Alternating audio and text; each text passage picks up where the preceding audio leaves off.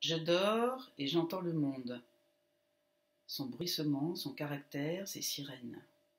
Je voudrais être plus petite, toujours plus petite, cachée dans un repli de la couette, comme une miette animée.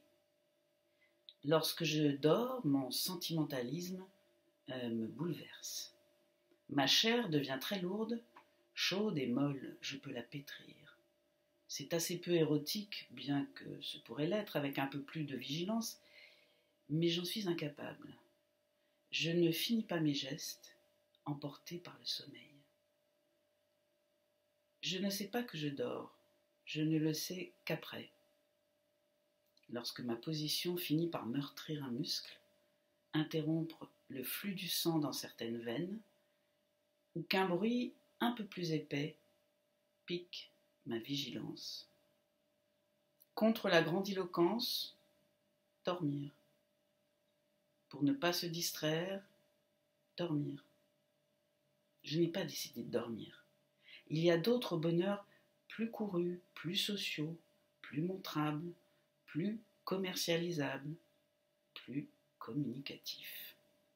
Quand je dors, je me retire dans la non-altérité. Je ne dors ni avec, ni contre un autre.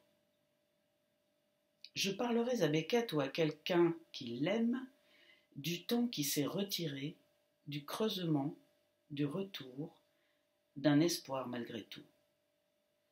Je dors sereine, vaguement ridicule, en attendant.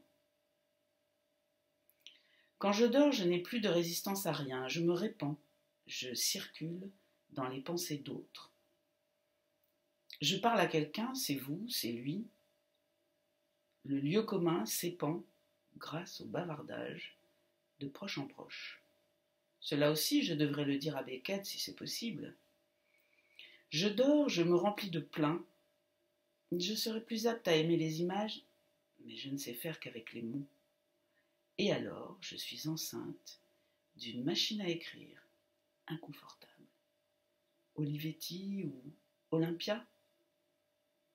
Noire, huilée, rutilante, touches étincelantes, ma machine occupe le terrain, mon ventre.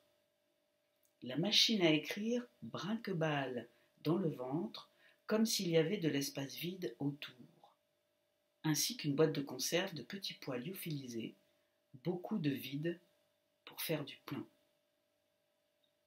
Quand je dors, des phénomènes inédits se produisent. Ainsi, des machines obsolètes, des produits inexistants, des choses dont je devrais être l'armature pour mieux les soutenir, le contenant pour mieux les présenter, et finalement, la proie du loup.